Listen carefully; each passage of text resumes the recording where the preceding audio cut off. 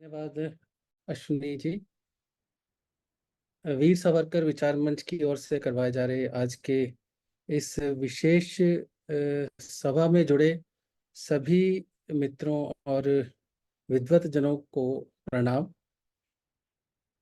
वीर अ, बंदा सिंह बहादुर, जिनको हम और भी कई नामों से जानते हैं, आज उनके याद में एक विशिष्ट प्रोग्राम जो किया गया है, वो बात मैं शुरू करने से पहले उस समय के इतिहास के बारे में आपसे कुछ बातें जरूर शेयर करना चाहूंगा, ताकि जो पिछले कुछ सत्रों में बंदा सिंह बहादुर जी के बारे में जो बातें हुई हैं वो दोबारा रिपीट ना हो। और दूसरी चीज है कि भारत का जो पिछले 1000 साल का इतिहास रहा है, वो मुगलों से भी पहले से आक्रमण करने वाले आक्रांताओं के अत्याचारों से भरा रहा। इतना ही नहीं है, उसके साथ उसका मुकाबला करने वाले वीर योद्धाओं से भी हमारी ये धरती इतिहास के बहुत सारे गाथाओं से, कथाओं से भरी रही है। लेकिन हमारा जो इतिहास है, उसको कभी इस तरह से हमारे सामने रखा ही नहीं गया कि हम इतिहास को उसका जो आक्रांता थे उनका मुकाबला करने वाले अपने नायकों की दृष्टि से उसको समझें, देखें, और अपने इस संत और सिपाही की जो एक परंपरा थी, उस परंपरा से इस देश को, इसकी जो अस्मिता है, उसको समझने का प्रयास करें। तो बहुत ही अच्छा मुझे लगता है आप लोगों का ये प्रयास है कि वीर सावरकर विचार मंच के रूप में आप भारत के उन योद्धाओं को और उन नायकों को याद करते हैं, जिन्होंने ना सिर्फ मध्यकाल में बल्कि वर्तमान काल में भी वो प्रेरणा के स्रोत बने हैं। जैसा कि आज अगर हम राम प्रसाद बिस्मिल के जयंती जो है उसको आज मना रहे हैं, तो एक तरह से देखा जाए तो जो भगत सिंह, सुखदेव और राम प्रसाद बिस्मिल जैसे शहीद हुए हैं, इनकी परंपरा भी उसी मध्यकालीन एक संत सिपाही की जो धर्म रक्षा वाली परंपरा है, हम उसी दृष्टि से अगर देखेंगे तो हमारे यहाँ पर संतों का जो रोल है, जब भी धर्म में ग्लानि आती है, धर्म की रक्षा के लिए जब हमें कुछ प्रयास करना पड़ता है, तो संत ही सिपाही के रूप में हमारे सामने प्रकट होते हैं। इस संदर्भ में मैं जब वीर बंदा बहादुर, या जब माधो दास या लक्ष्मण दास जैसा कि उनका पूर्व में नाम था, उनके पूरे जीवन में एक बदलाव या एक पूरा कायाकल्प जिसको कह सकते हैं, वो आता है जब उनकी भेंट 10वें पातशाह गुरु गोविंद सिंह जी से होती है। ये जो है 1708 का समय था, और उस समय गुरु गोविंद सिंह जी आनंदपुर साहब जब 1704 में वहां पर एक युद्ध होता है, और वो अपने पूरे परिवार को खोकर 1708 तक वो नांदेड़ में पहुंच जाते हैं। वहां पर उनका जो एक भेंट है, वो माधोदास बैरागी से होती है, जिनका एक आश्रम है। वो एक वैष्णव परंपरा से सन्यासी, साधु या वैरागी परंपरा में थे, जो औगड़नाथ के एक चेले के रूप में उन्होंने वहां पर आश्रम स्थापित किया था। पर ऐसा क्या हुआ कि एक वैष्णव परंपरा के, क्योंकि उनके साथ एक कथा जुड़ी हुई है कि जब उन्होंने एक गर्भवती हिरण हिरणी के उसके शिकार में जब उन्होंने उस दुख को देखा, उसको महसूस किया, तो उन्होंने जो है इस जो हिंसा की जो एक प्रवृत्ति थी उसका त्याग करके वो वैराग्य में चले गए, और उन्होंने अपने जीवन में एक आश्रम तक आ गए। जब नांदेड़ में पहुंचते हैं, ये चीजें जो हैं मुझे लगता है कि पिछले कुछ सत्रों में इसके बारे में जरूर बात हुई होगी। पर मेरा जो आज के वक्तव्य का उद्देश्य है वो ये है कि बंदा बैरागी या माधव दास बैरागी जब गुरु गोविंद सिंह जी से मिलते हैं तो वो बंदा सिंह बन जाते हैं। तो उसके बाद बंदा बहादुर, बंदा सिंह बहादुर, ये नाम उनको मिलते हैं कि उनके पूरे जो चरित्र में और उनकी पूरी आउटलुक जो उनको कहा जाए कि नायकत्व में वो परिवर्तन आता है। वो परिवर्तन जो है वो गुरु गोविंद सिंह जी से भेंट जब हुई तो उसमें क्या बात हुई होगी कि उन्होंने एक संत का जो उनका रोल था उसको एक तरफ करके एक सिपाही के रूप में, एक योद्धा के रूप में दोबारा वो पंजाब में गए। ये सिर्फ एक राज्य बनाने के लिए, एक राज्य स्थापित करने के लिए उन्होंने फौज इकट्ठी नहीं की थी। एक परंपरा जो हम कह सकते हैं कि गुरु नानक से शुरू हुई, एक विरोध का जो हमारा एक स्वर था, वो गुरु नानक की वाणी में भी बाबर को जाबर बोलकर उन्होंने संबोधन किया। और उन्होंने जो एक जबरी धर्म परिवर्तन की प्रवृत्ति जो मुगलों के द्वारा शुरू की गई थी, आक्रांताओं के द्वारा शुरू की थी, उसके सामने एक सनातन परंपरा जो हमारे यहाँ पर धर्म की थी उसकी रक्षा के लिए पहले, सबसे पहले आवाज उठाने वालों में गुरु नानक थे। तो उसी परंपरा में हमारी पूरी की पूरी जो एक भक्ति लहर है वो अहिंसक रूप से एक इनकलाब लाने की बात जो है अपनी धर्म रक्षा के लिए वाणी के रूप में जो है वो हमें प्राप्त हुई। धीरे धीरे जैसे स्थितियां बदली, यहाँ पर मुगलों का जो साम्राज्य बढ़ता गया, और जैसा हम सभी जानते हैं कि जहांगीर ने जिस तरह गुरु अर्जन देव जी को इन्हीं दिनों में शहीद किया और कितना जो अमानवीय तरीके से उनको यातनाएं दी गई, ये उनके अनुसार एक परंपरा ही चली हुई थी कि वो संतों को भी जो है अत्याचार के रूप में वो उनको पनिशमेंट या सजा देते थे। तो उसी परंपरा में आगे गुरु हरगोविंद साहब ने दो कृपान, मीरी और पीरी की कृपान उठाई। तो उन्होंने ये एक संदेश दिया कि धर्म की रक्षा के लिए हमें शस्त्र, शास्त्र के लिए, उसकी रक्षा के लिए शस्त्र भी जो है वो रखना पड़ेगा और उठाना पड़ेगा। ये हमारे मध्यकाल में धर्म रक्षा का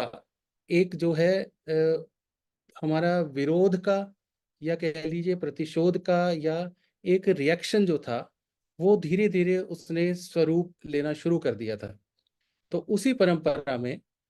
जब गुरु तेग बहादुर जी के सामने कश्मीरी पंडितों का एक प्रतिनिधि मंडल आता है और वो धर्म रक्षा के लिए गुरु साहिब को अपनी जो अपील करते हैं, बेनती करते हैं, तो उस समय भी गुरु गोविंद सिंह जी जो बाल अवस्था में थे वो भी उनको प्रेरणा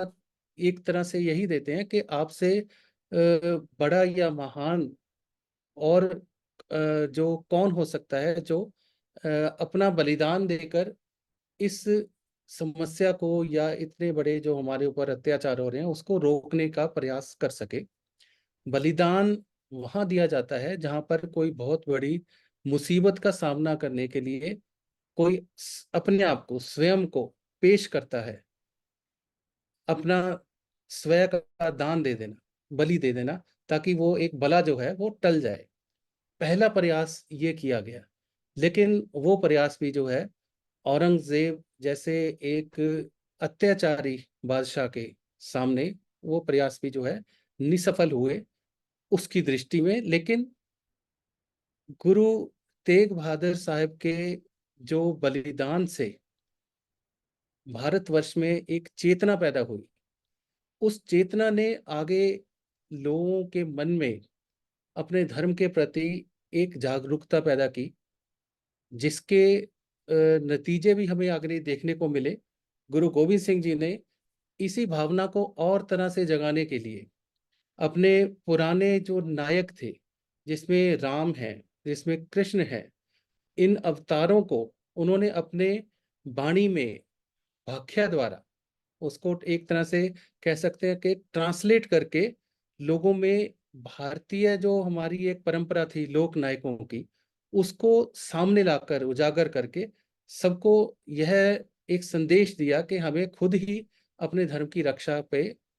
स्थिर होना पड़ेगा और हमें हथियार भी उठाने पड़ेंगे। इसी प्रेरणा और इसी मूल जो एक मंत्र के साथ गुरु साहब जो हैं, उन्होंने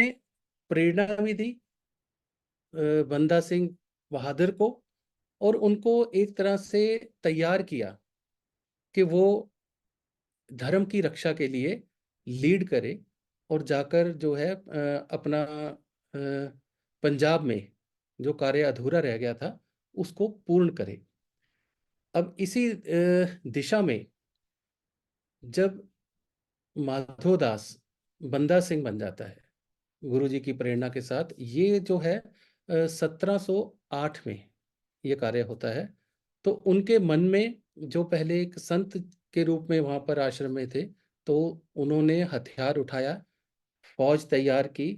गुरु साहब ने उनको 5 तीर दिए और उनको अपने 5 जो प्यारे थे उनके साथ उन्होंने पंजाब की तरफ उनको तैयार करके रवाना किया। तो इसी दृष्टि से अगर हम आगे देखें कि उनके अंदर धर्म की रक्षा की जो एक भावना पैदा हुई, एक और इसमें संदर्भ में ये बताना चाहता हूँ कि गुरु गोविंद सिंह जी के 4 पुत्र जो आनंदपुर साहिब से जब उनका पलायन हुआ उस समय वो चारों पुत्र जो है शहीद हुए 2 लड़ाई में। और जो बाकी 2 थे जो छोटे थे, 5 साल और 8-9 साल की जिनकी उस समय आयु थी, अ, उस आयु में सरहंद का जो नवाब था वजीर खान, उसने उनको सजा दी कि एक तो निहत्थे, और उनको ये कहा गया कि वो अगर इस्लाम को कबूल करते हैं तो उनको छोड़ दिया जाएगा। तो इतनी बाल अवस्था में, छोटी उम्र में भी वो इतने अपने धर्म के प्रति मजबूत थे, पकड़ उनकी अपने धर्म के प्रति इतनी ज्यादा मजबूत थी कि उन्होंने जान देनी कबूल की, लेकिन जो दूसरा धर्म इस्लाम धर्म को उन्होंने धारण करने से पूरी तरह इनकार कर दिया। सो ऐसी जो मिसाल वो हमें कहीं नहीं मिलती कि इतना बड़ा अगर बादशाह औरंगजेब है और उसके निज़ाम में नवाब वजीर खान है, वो किस तरह छोटे छोटे बच्चों को दीवार में चिनवा कर उनकी हत्या करवाता है। ये एक अधर्म का कार्य था, अधर्म था। गुरु गोविंद सिंह जी ने जब ये सब बातें बंदा सिंह बैरागी को बताई, तब उनके अंदर ये प्रतिशोध जो लोगों के मन में था, जो आम सिखों के मन में था, कि 2 बड़े पुत्र जो गुरु गोविंद सिंह जी के, वो जंग में लड़ते हुए हथियारों के साथ शहीद हुए, लेकिन जिन 2 बाल अवस्था में निहत्थे बच्चों को उन्होंने दीवारों में चिनवा दिया, तो उनका कसूर नहीं था। तो ये एक तरह से हमारी जो अपनी भारतीय परंपरा है, युद्ध का वहां भी धर्म होता है, तो उनके भी नियम होते हैं कि क्या किया जाए और क्या नहीं किया जाए। तो इस बात का प्रतिशोध जो था वो बंदा सिंह के मन में बहुत ज्यादा प्रबल था। इसको एक तरह से बदला लेने के लिए और एक प्रतिशोध के लिए वो पंजाब की तरफ रवाना हुए। इस दौरान जो है 1708 में ही हम देखते हैं कि 10म पातशाह गुरु गोविंद सिंह जी का देहांत हो जाता है। उसको भी कहा जाता है कि वजीर सिंह ने 2 पठान जो सैनिकों को भेजकर धोखे से उनकी हत्या करवाई। अब ये सारी बातें जब बंदा सिंह बहादुर को मिलती हैं तो उसके अंदर प्रतिशोध गुस्सा तो उठता ही है, लेकिन उसका जो एक फोकस था वो फिर भी धर्म रक्षा का रहा। इसका मिसाल तो यही मिलती है कि जब उसने पंजाब की तरफ जाते हुए सरहंद के ऊपर हमला करता है और वजीर खान को मारकर उस जगह पर वो जो किला था उसकी कहते हैं कि ईंट से ईंट बजा दी।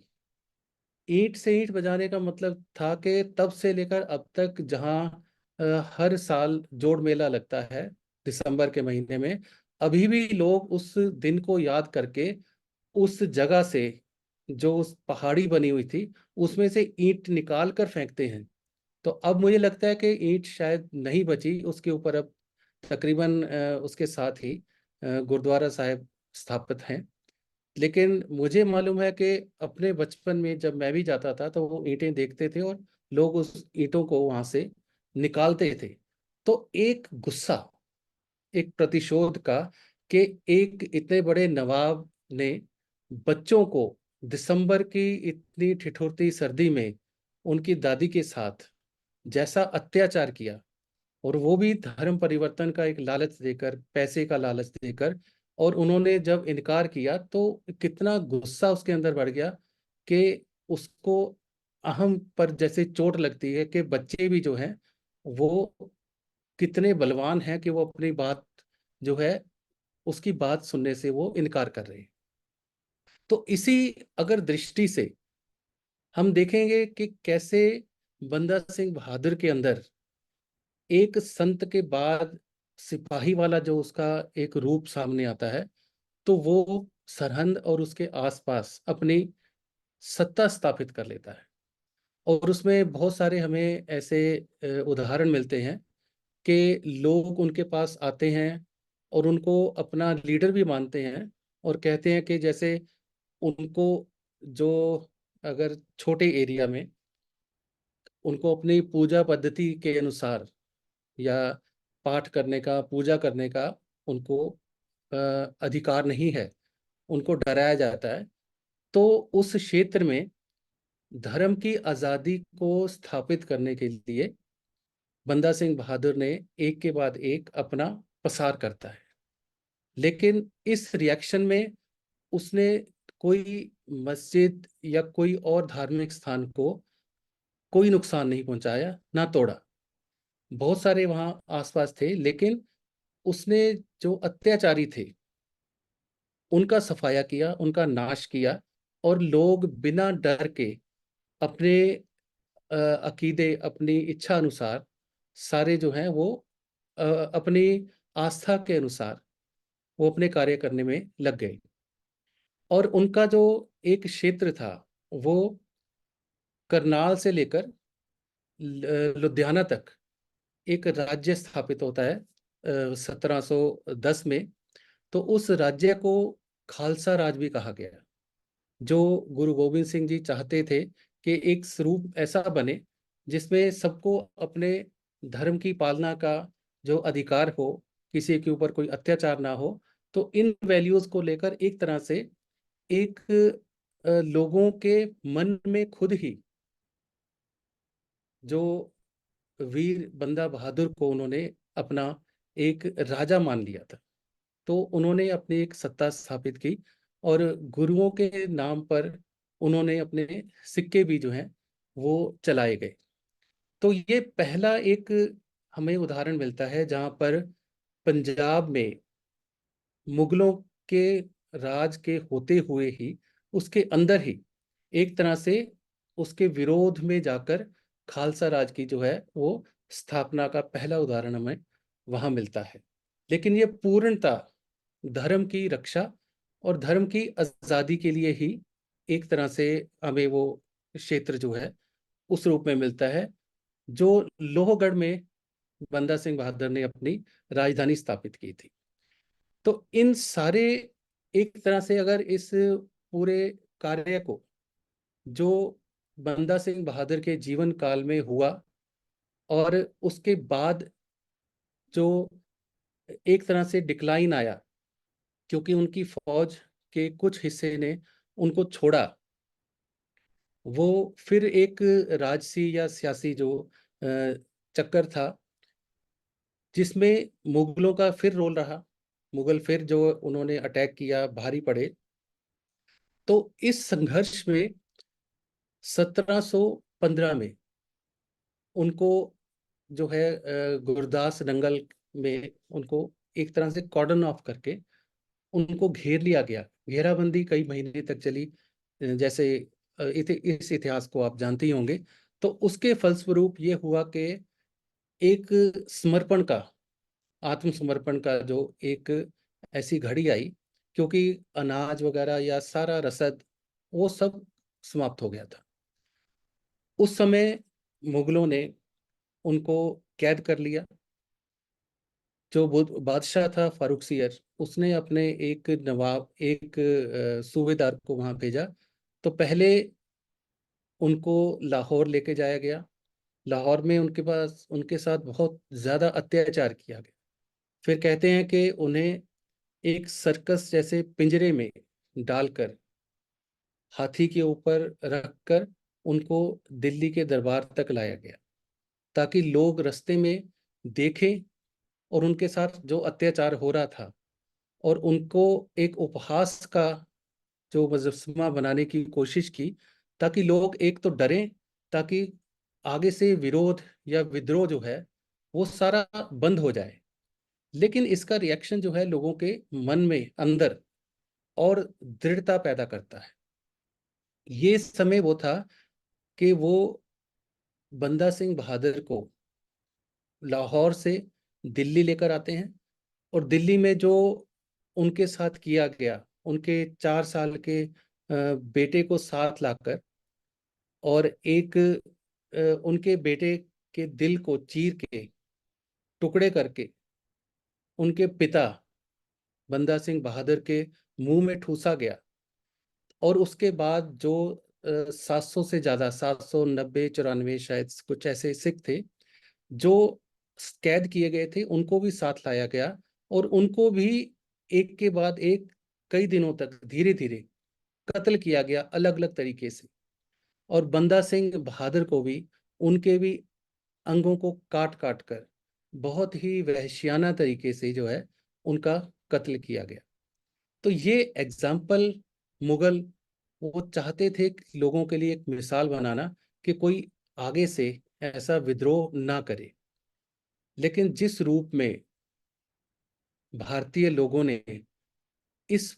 बात को ग्रहण किया कि कैसे इतने बड़े वीर पुरुष अपने धर्म की रक्षा के लिए अपना बलिदान देने के लिए तैयार हैं, क्योंकि हर स्थिति में, हर जगह जब भी उन्हें पकड़ा भी गया, लाया गया, और उनको कत्ल करने से पहले बार बार ये हमेशा पूछा जाता रहा कि वो अपना धर्म परिवर्तन करके अगर इस्लाम धारण करते हैं तो उनको छोड़ दिया जाएगा और उनको काफी संपत्ति भी दी जाएगी। ये सारी चीजें उनको हमेशा ये दी जाती रही। तो ये परंपरा जो गुरु तेग बहादुर साहब से चली, और उसके बाद गुरु गोविंद सिंह जी और उनके पुत्रों से, उसी परंपरा को, उसी संत सिपाही की परंपरा को बंदा सिंह बहादुर ने बहुत अच्छी तरह से, बहुत अपने जीवन काल में, अपने जीवन में उसको निभाया और उसको आगे तक लेकर गया। अब अगर हम देखेंगे तो बंदा सिंह बहादुर का ये जो चमत्कारी रूप, जिस तरह से गुरु गोविंद सिंह जी ने लोक नायकों को दोबारा उसका आख्यान करके लोगों को जगाया, और वही चेतना जो है बंदा सिंह बहादुर के अंदर जागृत हुई। तो उसके बाद जब बंदा सिंह बहादुर का राज भी खत्म हुआ और उनकी डेथ होती है, तो उनकी फौज 12 मिसलों में डिवाइड हो गई। कई चीजें ऐसा हुआ कि जब राज राज राजा ना रहे या एक सेनापति नहीं रहता, तो कुछ समय के लिए जो है फौज बिखर जाती है। तो 12 मिसलों में डिवाइड हो गया। लेकिन उसका जो प्रभाव ये रहा कि पंजाब में मुगलों की जड़ें खत्म होनी शुरू हो गई। उसके बाद उनके पैर कभी लग नहीं पाए। और धीरे धीरे जब सारी मिसलें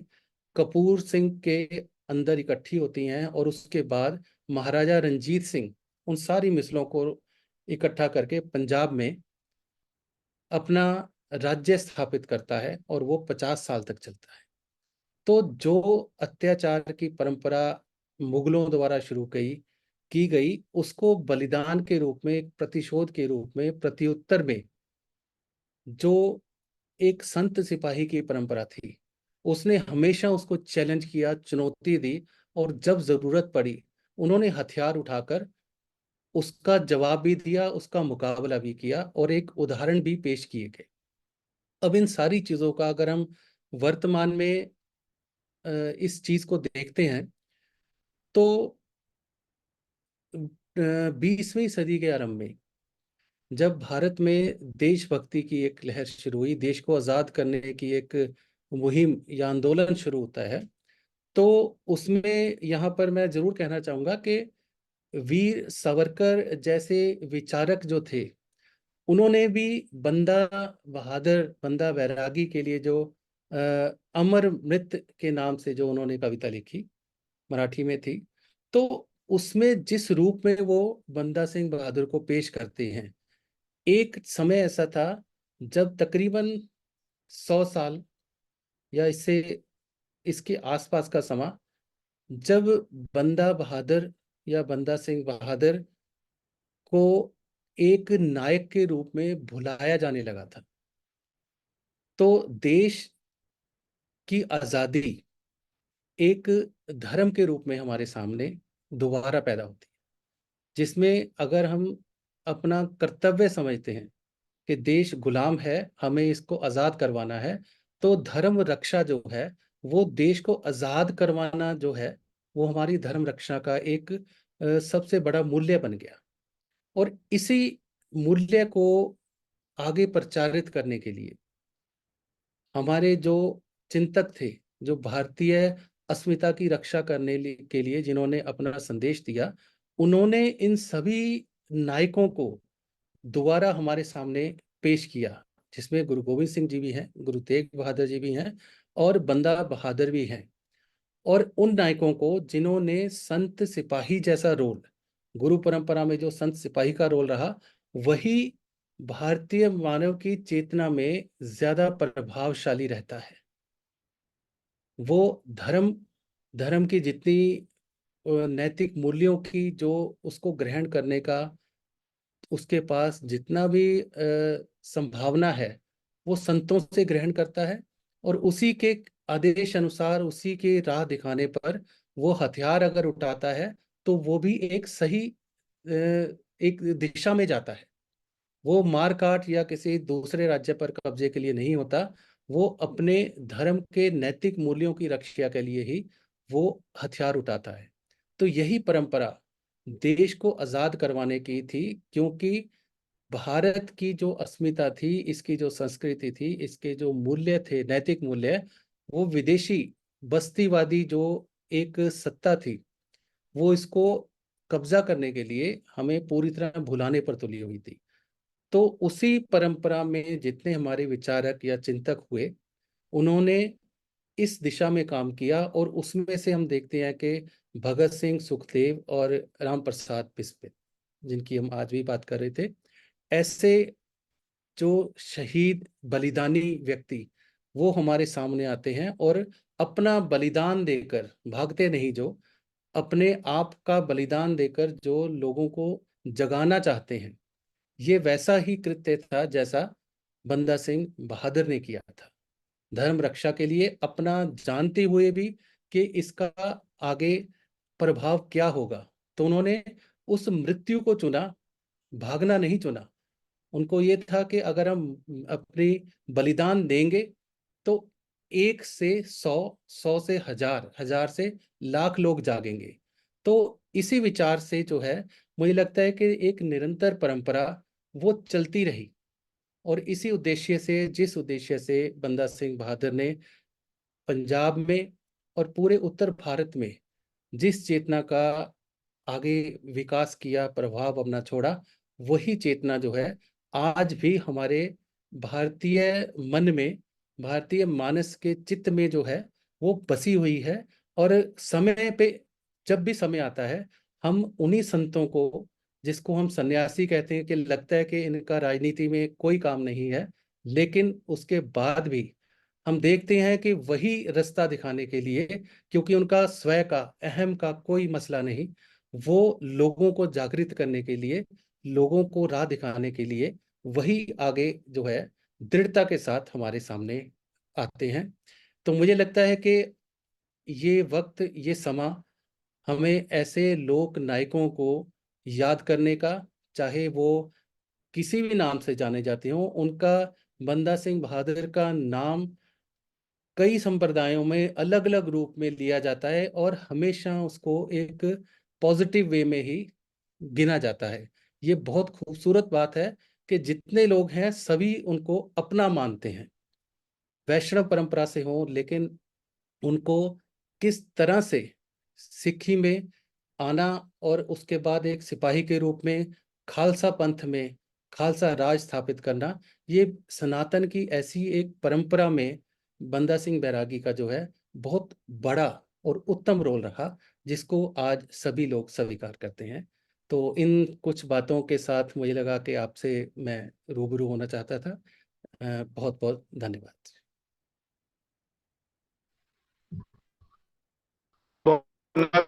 डॉक्टर रविंद्र सिंह जी, आपका ज्ञानवर्धक और प्रेरक प्रेरक उद्बोधन हम सबको प्राप्त हुआ, और इस उद्बोधन को हम सब यूट्यूब पर भी करेंगे अपलोड, ताकि अधिक से अधिक लोग इसको सुन सकें। और आपसे प्रार्थना है आप आए हमारे कार्यक्रम, इसके लिए बहुत बहुत धन्यवाद। आपने बहुमूल्य समय दिया अपने व्यस्ततम कार्यक्रम से। हमें ज्ञात है कि आप कितने व्यस्त थे, शिमला से आए कल, और सब आपने हम सबको अपना समय दिया। ये भी सावरकर विचार मंच को आप सतत मार्गदर्शन प्रदान करते रहेंगे, ऐसी आशा के साथ में आपको पुनः कोटि कोटि सादर धन्यवाद। नमस्ते। नमस्कार।